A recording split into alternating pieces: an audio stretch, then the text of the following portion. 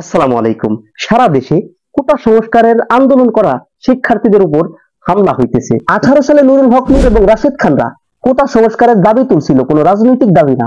এবং তখন কিন্তু এরা ফ্যাসিবাদ বিরোধী ছিল না, তখন এরা সাধারণ শিক্ষার্থীদের দাবি নিয়ে সরকারের কাছে উপস্থিত হয়েছিল। কিন্তু সরকার তাদেরকে কি করলো? পিটাইলো। এমন পিটাইলো যেই পিটানি খাইয়া নিজেদের ভিতরে 18 সালের সেই কোটা সংস্কার আন্দোলনরত শিক্ষার্থীদের ভিতরে এই পরিমাণ ক্ষোভ জন্ম হয়েছে, যে ক্ষোভ থেকে এরা ফ্যাসিবাদ বিরোধী হয়ে গেছে।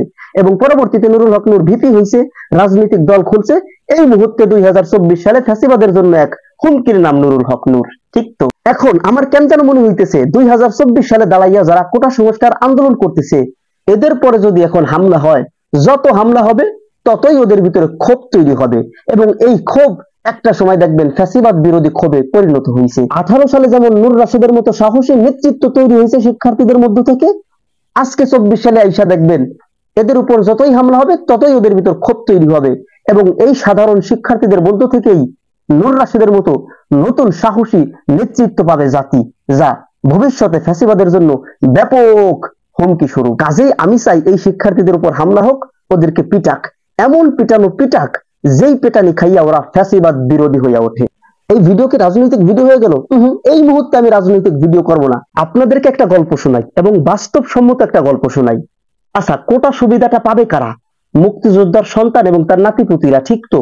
তাইলে বাংলাদেশে মুক্তিযোদ্ধার অগ্রনায়ক হইল আমাদের বঙ্গবন্ধু শেখ মুজিবুর রহমান, যিনি জাতির পিতা। এখন যদি নির্দিষ্ট কিছু লোকজনকে কোটা সুবিধা দেয় আর পুরো জাতিকে কোটা সুবিধা থেকে বঞ্চিত করে, তাহলে আমরা কি জাতির পিতার সন্তান না? বঙ্গবন্ধুকে আমাদের জাতির পিতা না? নির্দিষ্ট কিছু মানুষকে কোটা সুবিধা দিতেছে আর বড় অংশকে কোটা সুবিধা থেকে বঞ্চিত করতেছে।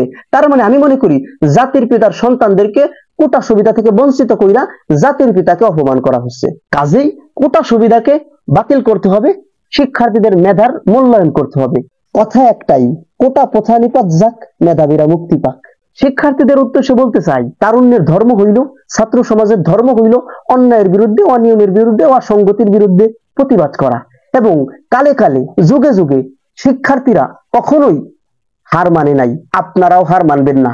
শিক্ষার্থীরা কখনোই হারে নাই, ছাত্র সমাজ কখনোই হারে না, আপনারাও হারবেন না। আপনাদের যৌক্তিক দাবি যতক্ষণ পর্যন্ত না এই দায়িত্বশীলরা মেনে নিচ্ছে, ততক্ষণ পর্যন্ত আন্দোলন চলবে, প্রতিবাদ